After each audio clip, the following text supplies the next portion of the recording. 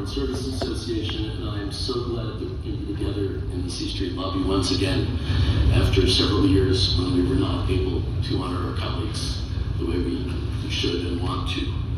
I'm really honored to be here today to celebrate Foreign Service Day as well as Foreign Affairs Day.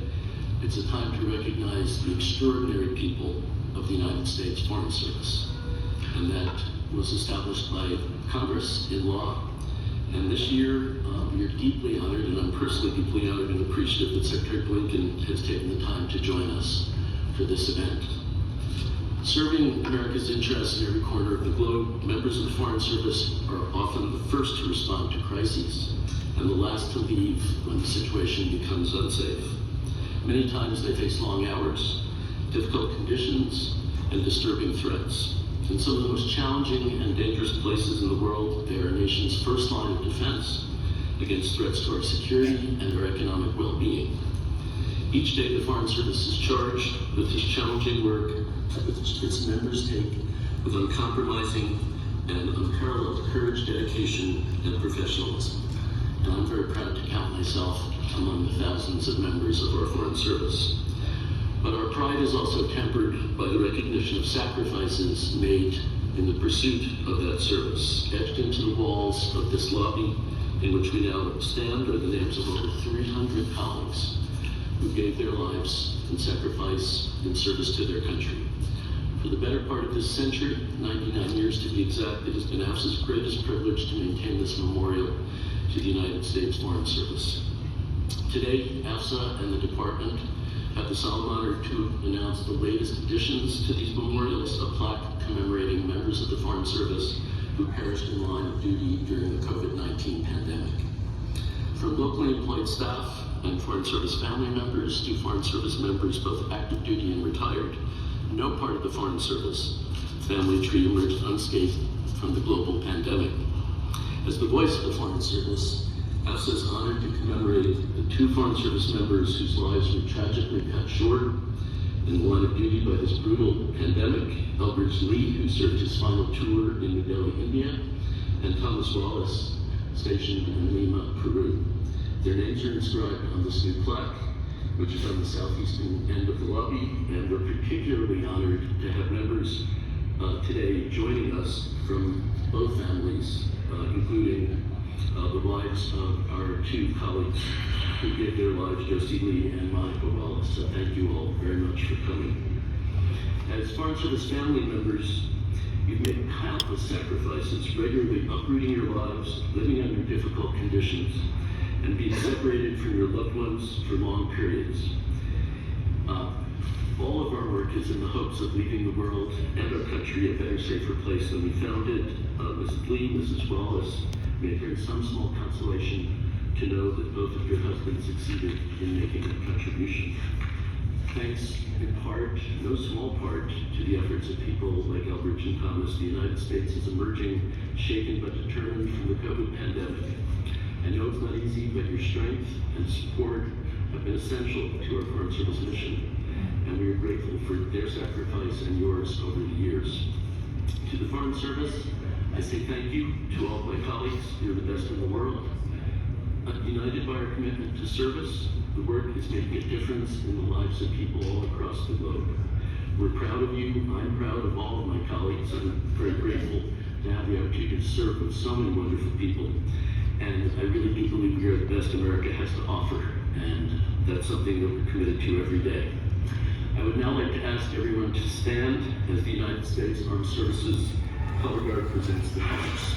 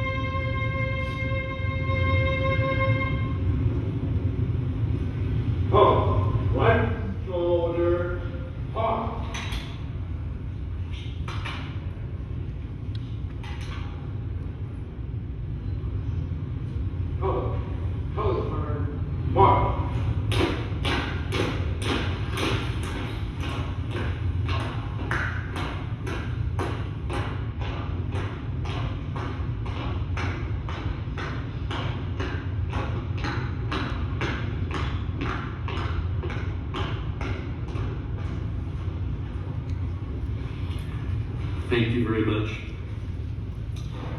Thank you, Amira, for that beautiful rendition. That was one of our fellow members of the Foreign Service Officer, Amira Ismail. We're deeply grateful for that beautiful rendition of our national anthem. Thank you very much. Excuse me. And now, please be seated. It is my great privilege and pleasure and honor to introduce the Secretary of State of the United States of America, Anthony Blinken. Thank you. Well, good morning, everyone. President Rubin, Eric, thank you for making this event happen. To you, to the American Foreign Service Association, the Dacor Bacon House Foundation, the Senior Living Foundation, we are so grateful for everything that you do to support our diplomats. As Eric said, I'm also very gratified that we're all here today in person once again. It makes today even more meaningful. To every member of our foreign affairs agencies, whether you're serving now or whether you served in the past, thank you. Thank you for the critical work that you do. Thank you for your dedication, your professionalism, your patriotism, all that you bring to our missions around the world. As President Biden often says, we find ourselves now at an inflection point. So many of the actions that we take today are going to shape the lives of the American people for decades to come. Whether that's meeting the challenge of great power competition, addressing the climate crisis, shaping the rules for emerging technologies, working to prevent the next pandemic. These challenges make our diplomacy more critical than it's ever been. And it's only by working with allies, with partners, that we can actually solve these problems and see some of the opportunities that are too big for any one nation to face alone. And you are the ones leading the charge, following in the footsteps of generations of extraordinary public service. Last year, more than 800 members of the Foreign and Civil Service retired, having devoted decades of their lives to this institution and to the American people. Altogether, that cohort dedicated over 22,000 years of service to our country. Its members worked in every single bureau of this department, at posts in more than 170 countries. They tackled the most important issues of our time: protecting the environment, defending human rights, aiding refugees, expanding economic opportunity, negotiating peace agreements. This class built and deepened ties between the United States and other countries. They forged new partnerships. They facilitated exchange programs. They issued countless visas and passports. Their actions, big and small, changed the trajectory of so many lives, here and around the world. But today, we celebrate not only what our diplomats do, but how they do it. These jobs, as President Rubin said, require extraordinary sacrifice. From diplomats who work long hours, from their loved ones who support them. These jobs demand character.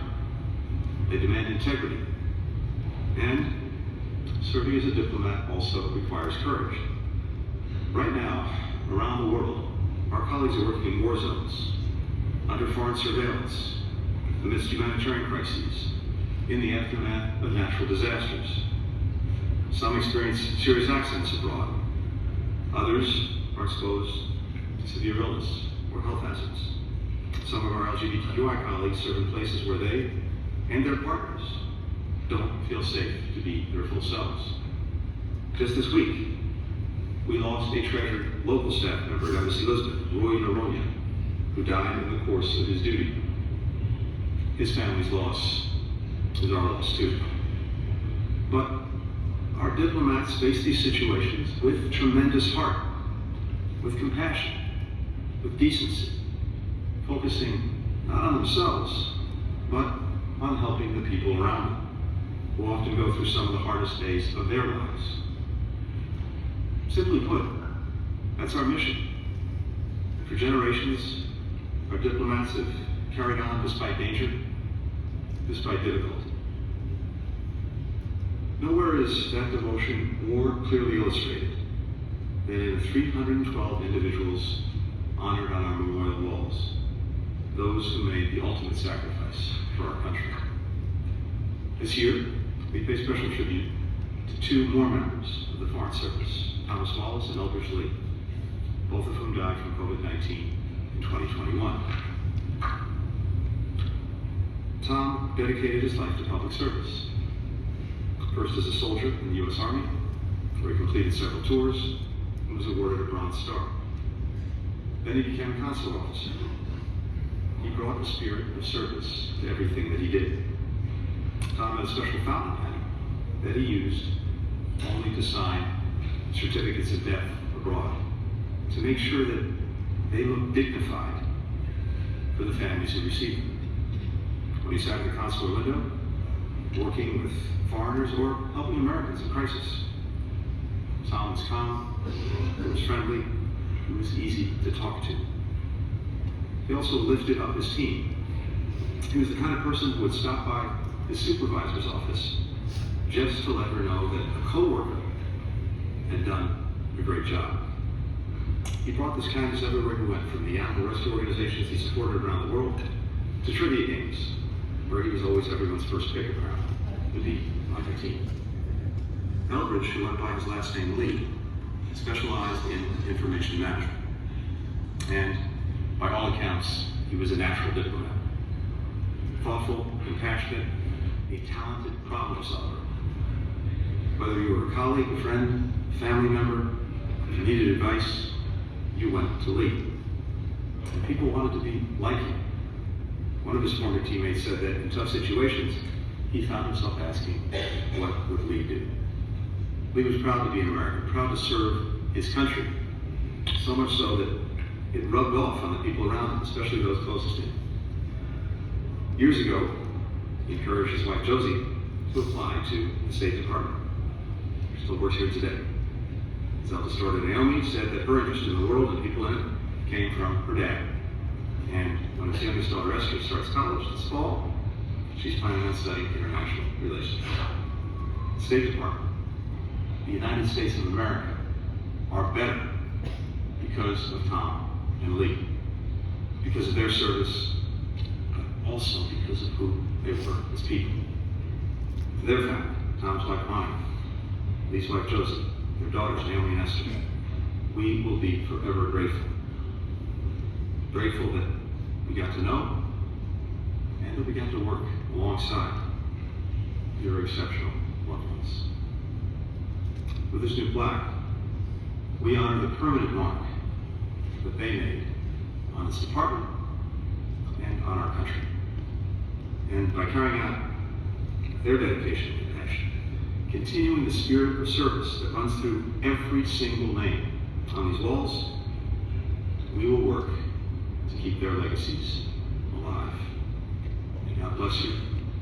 Thank you.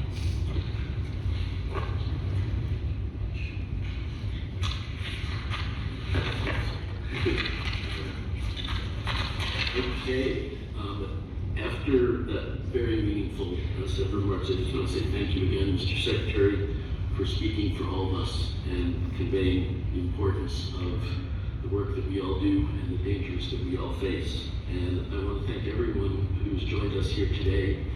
We are thrilled that we can do this again in person here at the department.